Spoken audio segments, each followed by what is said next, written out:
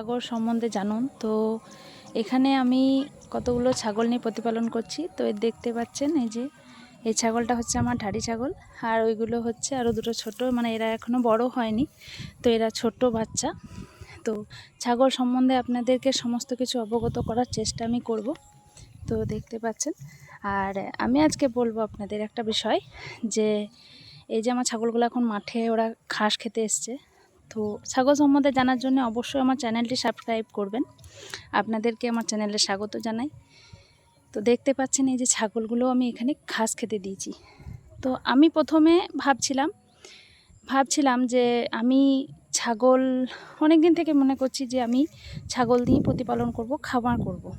তো আপনারা ভাবছেন যে ছাগল, ছোট ছাগল নিয়ে ব্যবসা করলে হয়তো লোকসান হয়। হ্যাঁ, এটা ঠিকই বলেছেন। তো আমিও সেটাই করেছি, আমার মতন ভুল আপনারা করবেন না। আমি যে আপনারা এরকম বড় ধাড়ি কিনবেন, সবসময় বড় ধাড়ি কিনলে আপনারা কি হবে, যে আপনারা এই মাসের মধ্যে মানে প্রত্যেক বছরে দুবার করে আপনারা বাচ্চা পেয়ে যাবেন। তো বাচ্চা প্রতিপালন করতে আপনাদের তাড়াতাড়ি বড় হয়ে যাবে এবং ব্যবসায় লাভ পাবেন।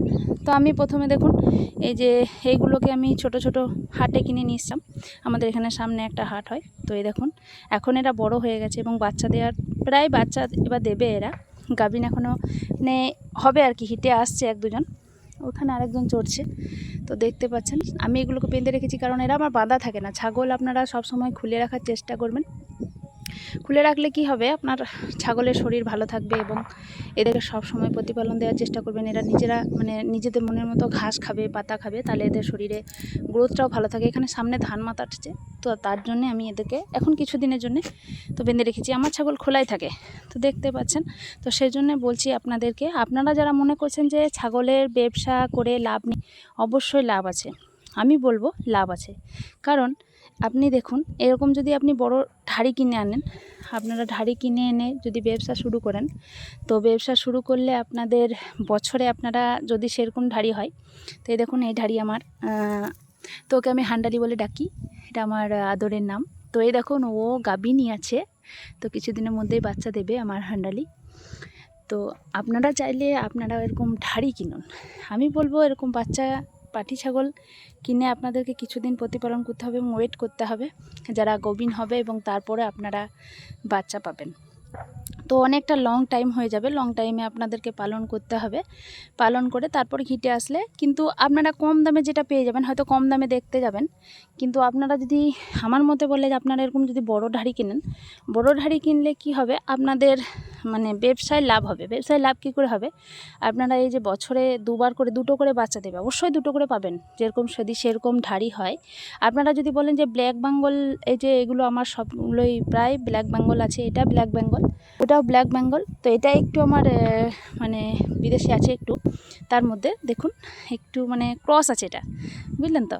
তো সেই জন্যেই এরকম ছাগল নিয়েও প্রতিপালন করতে পারেন। আমি ব্ল্যাক বেঙ্গল দিয়ে স্টার্ট করেছি ছাগলের ব্যবসা, তো খামার।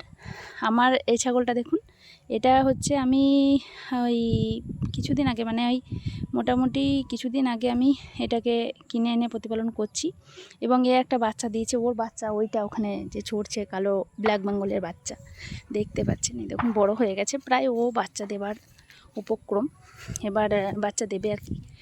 তো এই দেখুন এটা হচ্ছে ওর বাচ্চা, তো বড় হয়ে গেছে। আমাকে অনেকটা লং টাইম করতে হলো প্রতিপালন, অ্যাকচুয়ালি আমার কাছে হয়তো সেরকম পয়সা ছিল না।